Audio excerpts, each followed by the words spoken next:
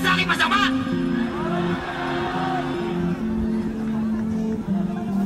Ang pakikiramay nyo ay pagpapatuloy ng kalayaan ng Pilipinas sa korupsyon.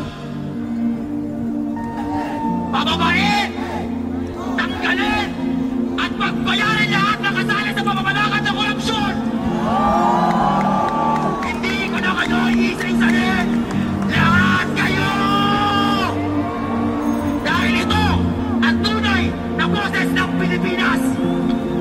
Nakikinig, nakikita at susubaybayan namin kayo simula sa pagkabata namin. At kayo mismo ang nagsabi na kami ang pag-asa ng bayan. Kung hindi kayo titigil, hindi rin kami titigil.